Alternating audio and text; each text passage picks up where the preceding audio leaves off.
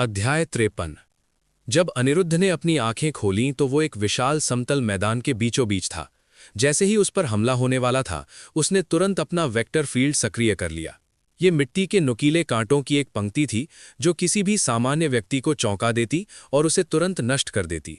लेकिन अनिरुद्ध एक सामान्य व्यक्ति नहीं था। जब धरती के नुकीले टुकड़े उसकी पहुंच में आए तो वे अचानक अपने ही भार से कुचलकर गायब हो गए। जब उसने हमले की दिशा में मुड़कर देखा तो उसे आंखों में दहशत लिए एक दुबला पतला आदमी दिखाई दिया। अनिरुद्ध ने उस आदमी पर जरा भी ध्यान नहीं दिया। वो सीधे उसके पास से टेलीपोर्ट होकर मैदानी इलाके से बाहर निकल गया। वो आदमी इस बात से हैरान था कि जिस बच्चे पर उसने हमला किया था उसने पलटवार क्यों नहीं किया, लेकिन उसे आगे सोचने का मौका ही नहीं मिला क्योंकि अंतरिक्षीय प्रकाश ने उसे घेर लिया और उस छोटे से दायरे से बाहर निकाल दिया। अनिरुद्ध ने गुजरते हुए उस आदमी से आसानी से ब्रेसलेट छीन लिया। उसने सोचा कि भले ही वो आदमी समझ की परीक्षा में पास हो गया हो, लेकिन वो प्रतियोगिता में भाग लेने वाले लोगों में सबसे निचले पायदान पर था। इस प्रतियोगिता के भीतर हत्या सख्त रूप से प्रतिबंधित थी, लेकिन किसी भी प्रकार की गंभीर चोट की अनुमति थी। इसी कारण अनिरुद्ध ने कमजोर लोगों पर ज्यादा समय नहीं लगाया।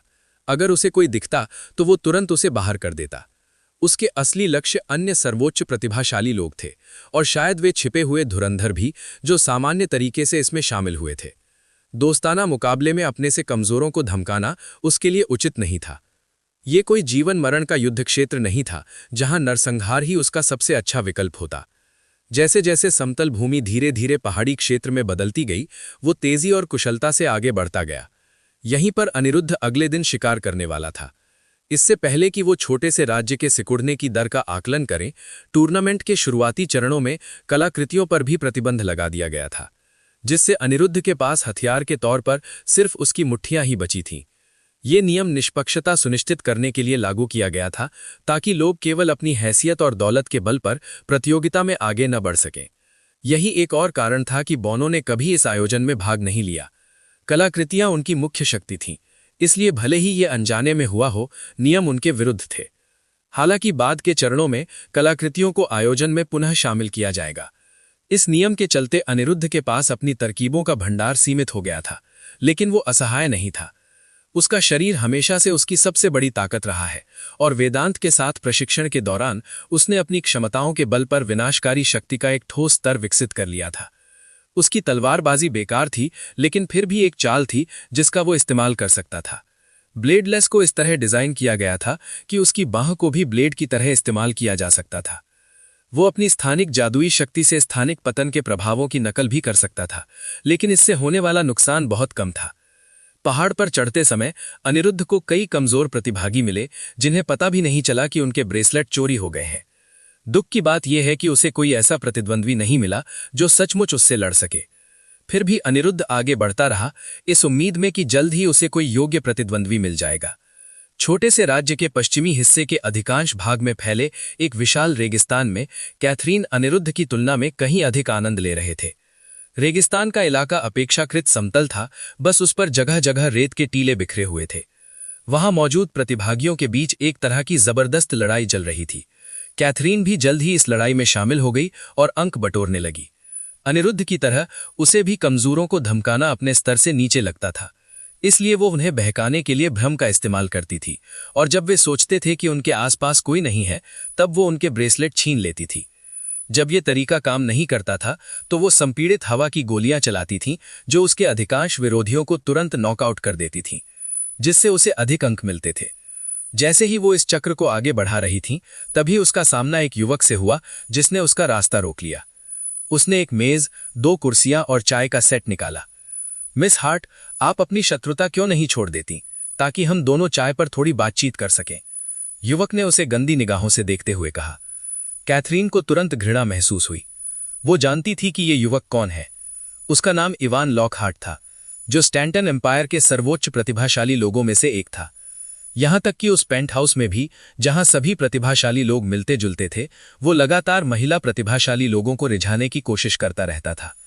उनमें से किसी ने भी उसकी ओर ध्यान नहीं दिया, और उसने अपने घिनौने इरादों को छिपाने की कोशिश तक नहीं की। यह स्पष्ट था कि कुछ लोग प्रतियोगिता में भाग लेने वाले लोगों का चुनाव चरित्र के आधार पर नहीं, बल्कि केवल ताकत के आधार पर करते हैं। बिना एक शब्द कहे कैथरीन ने अपनी कलाई झटकी और हवा से बनी एक विशाल तलवार इवान की ओर उड़ी। हालांकि वो बस मुस्कुराया और हल्के से उसके रास्ते से हट गया, जिससे वो उस मेज को चकनाचूर कर दे जिस पर वो पहले बैठा था। अरे वाह, उसने कहा, लगता है तुम तो बड़ी जिद्दी हो। खैर कोई बात नहीं, तुम्हारे जैसे लोगों को काबू में करना मेरा पसंदीदा हॉबी है। जैसे ही उसने बोलना शुरू किया, उसके आसपास की धरती कांपने लगी। स्टैंटन एम्पायर अपने प्रतिभाशाली पृथ्वी तत्व यूजर्स के लिए जाना जाता था, इसलिए कैथरीन को इस तत्व से कोई आश्चर्य नहीं हुआ। अगर ये 6 महीने पहले की बात होती तो वो मौजूदा हालात से निपटने को लेकर थोड़ी घबरा जाती। आखिर उसकी वायु शक्ति और मायावी क्षमताएं पृथ्वी शक्तियों का प्रभावी ढंग से मुकाबला नहीं कर सकती थीं। लेकिन अब इवान जो कुछ भी कर रहा था उस पर उसने जरा भी ध्यान नहीं दिया। इस टकराव को स्वाभाविक रूप से स्टेडियम में मौजूद अनगिनत दर्शकों ने देखा। तालियों और हूटिंग के शोरगुल के बीच उद्घोषक की आवाज स्पष्ट रूप से सुनाई दी। लीजिए देवियों और सज्जनों, सर्वोच्च प्रतिभाओं के बीच हमारा पहला मुकाबला शुरू होने वाला है। सट्टेबाजी बूथ पर अपनी शर्त लगाइए और देखिए कि क्या आप बड़ी जीत हासिल कर सकते हैं। उद्घोषक के शब्द पूरे होने से पहले ही कई लोग सट्टेबाजी बूथों की ओर बढ़ रहे थे। सट्टेबाजी बूथ टूर्नामेंट के दौरान दर्शकों के अनुभव को बेहतर बनाने का एक तरीका था। ये पैसा कमाने और अपने पसंदीदा खिलाड़ियों का समर्थन करने का एक जरिया भी था। हालांकि वे छोटे से दायरे वाले अखाड़े के अंदर कही जा रही बातों को सुन नहीं सकते थे, लेकिन दर्शक प्रोजेक्शन के माध्यम से इवान की कामुक निगाहों और कैथरीन की स्पष्ट घृणा को साफ तौर पर देख सकते थे। दर्शकों में मौजूद महिलाओं और काफी संख्या में पुरुषों को इस तरह का घिनौना चरित्र पसंद नहीं आया, इसलिए उन्होंने तुरंत कैथरीन पर दांव लगाया, जबकि स्टैंटन साम्राज्य के अधिकांश लोगों ने इवान पर दांव लगाया। स्टैंटन सम्राट ने असहाय होकर आह भरी, क्योंकि उनके आसपास मौजूद अन्य लोगों ने उन्हें तिरछी निगाहों से देखा। आप जानते हैं कि दुनिया कैसे चलती है, ताकत चरित्र से कहीं ज्यादा मायने रखता है। इसके अलावा उसका परिवार हमारे 4 प्रमुख कुलों में से एक है। अगर मैंने मना भी कर दिया होता तो मेरे इस फैसले पर बहुत हंगामा होता। वो सही था। ऊपरी तौर पर भले ही ये अतिशयोक्तिपूर्ण न लगे, लेकिन वास्तव में ये दुनिया ऐसी थी जहां ताकत ही सर्वोपरि थी। जिसके पास सबसे बड़ा मुक्का होता था वो अपनी मर्जी से सब कुछ मोड़ सकता था, जबकि हारने वाले आत्मदया में डूबे रहते थे। इसी बीच नेक्सस इवेंट में कैथरीन की पहली बड़ी लड़ाई आखिरकार शुरू हो गई। उसने अपने पैरों के नीचे हवा को केंद्रित किया और लगातार इवान की ओर हवा की गोलियां और हवा के ब्लेड दागते हुए पीछे हट गई। इन सभी के चारों ओर मिट्टी की दीवारें बनी हुई थीं। हालांकि ये हवा के झोंकों से होने वाले नुकसान को कम कर सकती थीं, लेकिन गोलियां विशेष रूप से भेदने के लिए बनाई गई थीं। मिट्टी की दीवारों में छेद होने लगे, जिससे इवान को बचने के लिए मजबूर होना पड़ा। उसने अपना पैर जमीन पर पटका, जिससे वो जिस रेत पर खड़ा था वो हिल उठी। रेत लहरों की तरह उड़ने लगी और कैथरीन को निगलने की कोशिश करने लगी। हालांकि रेत एक दुर्लभ उपसमूह थी, फिर भी ये पृथ्वी की सीमा के भीतर ही थी, जिससे ये उन लोगों के लिए उपयोगी बन गई जो अपनी आत्मीयता पर अत्यधिक नियंत्रण रखते थे। एक असाधारण प्रतिभा के धनी इवान ने नियंत्रण के इस मानक को पूरा किया। रेत की लहर से खतरे को भांपते हुए कैथरीन ने अपनी प्रणोदन शक्ति का उपयोग करके उसकी सीमा से ऊपर उड़ान भरी, जिससे हवा के बड़े बड़े झोंके उत्पन्न हुए और वातावरण में अफरा तफरी मच गई। लेकिन देखने वालों को साफ दिख रहा था कि वो हार रही थी।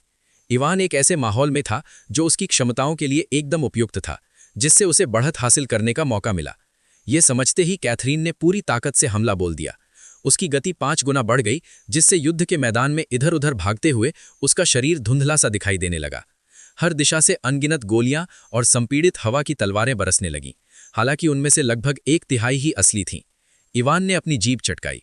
वो जानता था कि कैथरीन में मायावी शक्तियों का समावेश है, लेकिन फिर भी उसे हर हमले से बचाव करना पड़ता था, क्योंकि उसे पता नहीं था कि कौन सा हमला असली है और कौन सा नकली। कैथरीन की नई रणनीति पूरी तरह से विस्फोटक शक्ति पर केंद्रित थी। जमीन पर लगने वाली प्रत्येक गोली से रेत में एक विशाल विस्फोट होता था, जिससे वातावरण में बादल छा जाते थे और हमले को जारी रखते हुए उसकी स्थिति छिपी रहती थी। धत तेरी की! इवान गुस्से से बड़बड़ाया। उसने एक बार फिर पैर पटका और अपने आसपास गुरुत्वाकर्षण बढ़ा दिया ताकि उसे जमीन पर खींच सके। लेकिन यह गलत फैसला था। गुरुत्वाकर्षण बढ़ने से कैथरीन के हमले और तेज हो गए और जमीन पर टकराते ही उसकी शक्ति और भी विस्फोटक हो गई। इवान खून की उल्टी करते हुए पीछे की ओर उछल गया। उसका गुरुत्वाकर्षण नियंत्रण अभी बीटा चरण में था, इसलिए उसे इसके काम करने के तरीके की बारीकियां नहीं पता थी। उसने इसका इस्तेमाल केवल इस उम्मीद में किया था कि इससे उसकी गति धीमी हो जाएगी, और सच में ऐसा हुआ भी। कैथरीन का हमला रुकते ही वो जमीन पर गिर पड़ी। अचानक उसके चारों ओर कई नुकीले कांटे निकल आए, जिससे उसके भागने के रास्ते बंद हो गए। इन कांटों की ताकत अनिरुद्ध द्वारा पहले रोके गए कांटों से कहीं अधिक थी, जिससे कैथरीन के लिए गंभीर खतरा पैदा हो गया। चूंकि वो अभी अभी जमीन पर गिरी थी और संभल नहीं पाई थी, इसलिए वो ठीक से बचाव या पलटवार नहीं कर पाई। ये स्पष्ट था कि वो ये मैच हार चुकी थी। दर्शक उत्सुकता से अपनी सीटों पर बैठे देख रहे थे कि क्या कैथरीन इस खतरनाक स्थिति से बाहर निकल पाएगी। तभी अचानक ताली की आवाज सुनाई दी। एक जोरदार ताली की आवाज सुनाई दी, जिसके बाद एक जबरदस्त झटका लगा, जिसने देखने वाले उपकरणों को भी थोड़ा बाधित किया, जिससे कुछ पल के लिए स्टैटिक उत्पन्न हुआ और फिर सामान्य हो गया। जब स्क्रीनें दोबारा चालू हुईं, तो सामने का दृश्य देखकर दर्शक स्तब्ध रह गए। युद्ध के अवशेष गायब हो गए थे, मिट्टी की विशाल दीवारें और रेत की लहरें गायब हो गई थीं, और कैथरीन, जो पहले एक खतरनाक स्थिति में फंसी हुई थी, वो गायब हो गई थीं। उनके सामने इवान खड़ा था, जिसके कानों से खून बह रहा था और चेहरे पर खौफ का भाव था, और उसके पीछे कैथरीन खड़ी थी। कुछ प्रभावशाली लोगों को छोड़कर, जिन्होंने शुरू से ही इस स्थिति पर ध्यान दिया था, बाकी किसी को भी ये समझ नहीं आ रहा था कि आखिर हुआ क्या है। दर्शक दीर्घा में एक आवाज गूंजी, ये सब एक भ्रम था, जिससे चर्चाओं की एक लहर सी उठ खड़ी हुई। इवान के बेहोश होकर जमीन पर गिरने पर कैथरीन ने एक धूर्त मुस्कान के साथ उसे देखा। उसकी कलाई से ब्रेसलेट छीनते हुए उसने कहा, अब अगले लक्ष्य की ओर। वॉइड एवोल्यूशन सिस्टम स्टोरी को आगे देखने के लिए सब्सक्राइब करें tale time FM YouTube channel को।